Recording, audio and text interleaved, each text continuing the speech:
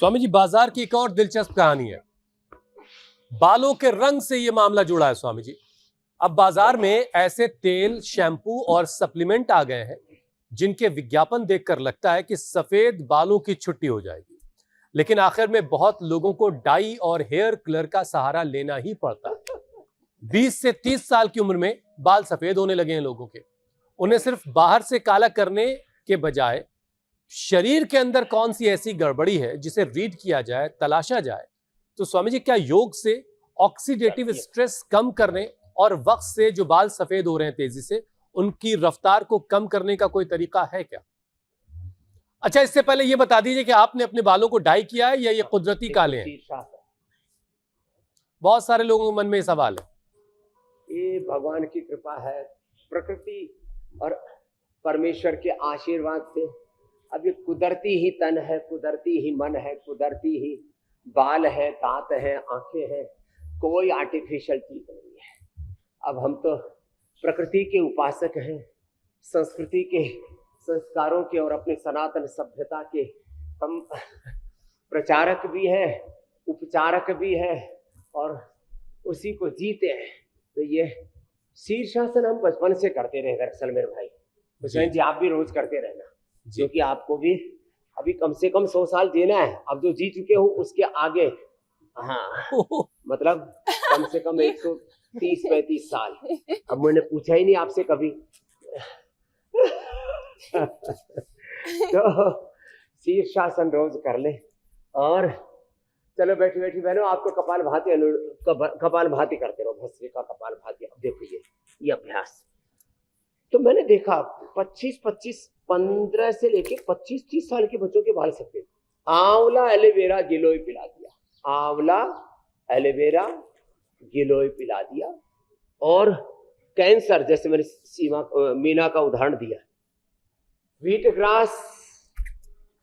Grass, आंवला aloe vera गिलोय तुलसी आदि पिलाने से तो जड़ से नए बाल जो उगते हो काले उगते, चाहे वो ट्यूमर के बाद हो या जिनके 15 से 25 साल की उम्र में बाल सफेद हो गए थे। मेरे पास तो उसका पूरा डेटा है। 15 से 25 साल की उम्र में किसी के 25, किसी के 50% तक बाल सफेद हो गए, तो रिवर्स हो गए पूरे वापस काले। ये बड़ी बात बता रहा हूँ। तो ये तो अभ्यास करना ही है, इससे तो शरीर एकदम फ्लेक्सिबल हो जाता है। जो मुटिया गए हैं वो, और ये 3 अभ्यास लेट करके ये तो करना ही करना।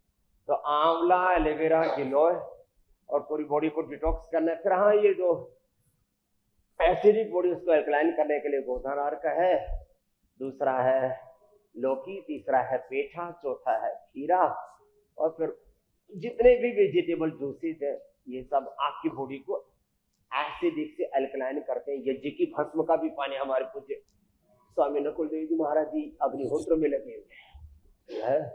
आयुर्वेदी सुयः प्रोक्तम यस्य रोगस्य भेषजम तस्य तस्य शांत्यर्थम तेन एव होमय।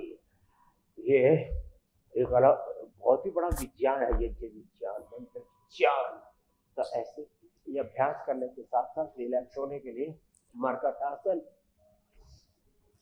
और थोड़ा सा स्वामी जी ये अभ्यास क्रम तो चलेगा।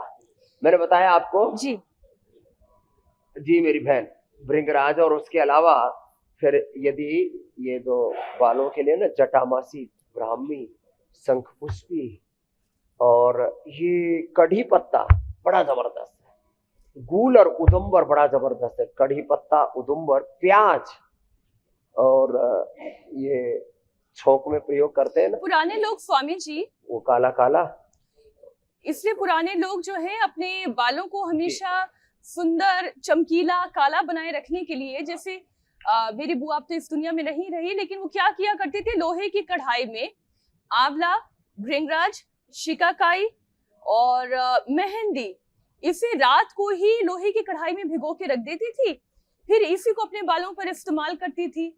और ताउम्र उनके बाल वाकई में, अब सबूत तो मैं क्या दिखाऊं क्योंकि अब वो रही नहीं इस दुनिया में, वरना उनके बाल हमेशा काले घने चमकदार रहे, क्योंकि उन्होंने कभी भी नहीं, एकदम ठीक कह रहे हैं आप। उसको फिर करीब 1 घंटा रखते थे, जो आपने बताया ना, ये सब द्रव्यों को उसमें डाल के पाउडर को और घोट करके लगा करके 1 घंटा रख लेते थे, बाद में उसको धो लेते थे।